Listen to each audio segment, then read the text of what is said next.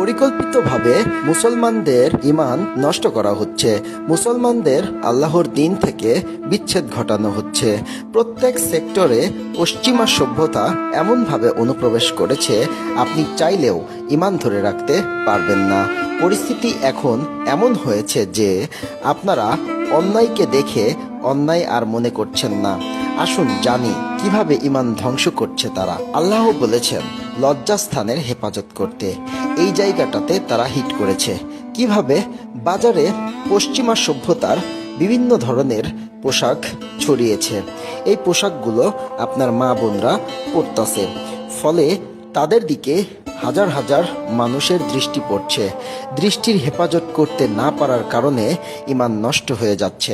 আল্লাহ সুদকে হারাম করেছেন, অথচ তারা ব্যাংকগুলোকে এমনভাবে স্থাপন করেছে মানুষ একে বৈধ বলে অনুমোদন দিচ্ছে। ব্যাংকের কর্মকর্তাগণ এমনভাবে আপনাকে মোটিভেশন করছে যেন মনে হয় কোনোভাবে সুদের সাথে জড়িত নয়, অথচ তারা সুদের টাকার উপরে বেতন নিচ্ছে। ব্যাংকের সকল কার্যক্রম পরিচালনা হচ্ছে সুদের টাকার উপরে। সো ব্যাংক মানুষকে প্রতারিত করছে এবং ঈমান হারা হচ্ছে হাজার হাজার মানুষ। আপনি যে বাসায় থাকেন, এমনকি মক্কা মদিনাতেও তাদের বাসা বাড়িতে রুমের ভিতরে টয়লেট এবং গোসলের স্থান আলাদা, কোনো অজুর স্থান বা স্পেস বা টয়লেট আলাদা করে নাই। ফলে টয়লেটের ভিতরে পবিত্র আল্লাহর নাম নিয়ে আল্লাহকে অপমান করছেন। আপনার বিন্দুমাত্র খারাপ লাগছে না, কারণ আপনার ঈমান তো আগেই তারা নষ্ট করে দিয়েছে। কারণ আপনার ঈমান নেই, কারণ আপনার ঈমান ধ্বংস করে ফেলেছে।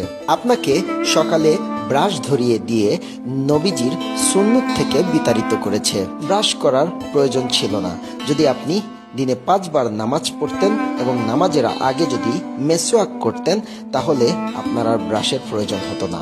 আপনার হাতে মোবাইল দিয়েছে, যার মাধ্যমে আপনি অশ্লীল ভিডিও মুহূর্তের ভিতরে দেখেন। না দেখতে চাইলেও চোখের সামনে অশ্লীল ভিডিও চলে আসে। এভাবে আপনার ঈমান হারিয়ে যাচ্ছে।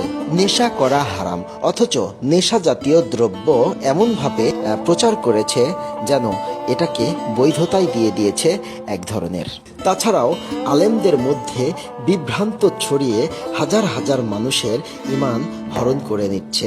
এত কিছুর পরে আপনি নামাজ পড়ে আল্লাহকে ডাকছেন, আল্লাহ আপনাকে রহমত দেবে এই আশায় বসে আছেন। অনেকে বলে নামাজে মনোযোগ আসে না। ভাই, নামাজে মনোযোগ আসবে কিভাবে যদি আপনি প্রত্যেকটা সেক্টরে আল্লাহকে অবমাননা করেন, আল্লাহকে অসন্তুষ্ট করেন, আল্লাহর ইবাদতে মশগুল না থাকেন? তাহলে কিভাবে নামাজে মনোযোগ আসবে? অনেকে বলে এতগুলো ইসলামী দেশ থাকতেও কেন মুসলমানদের হত্যা করলে কেউ কিছু বলে না?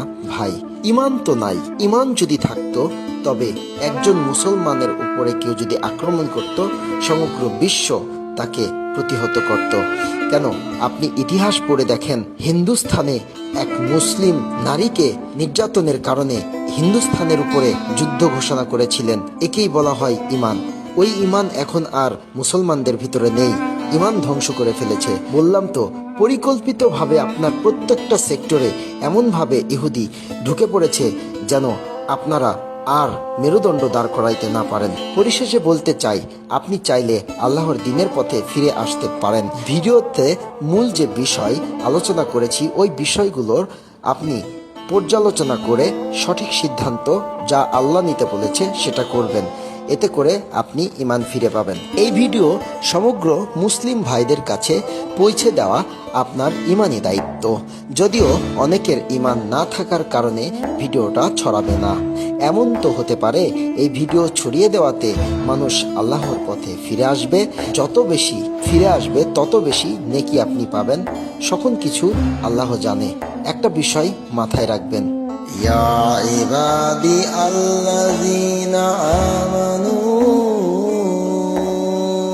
ইন্না আরদি ওয়াসিআতু ফাইয়ায়া ফাবুদুন কুল্লু নাফসিন যায়িকাতুল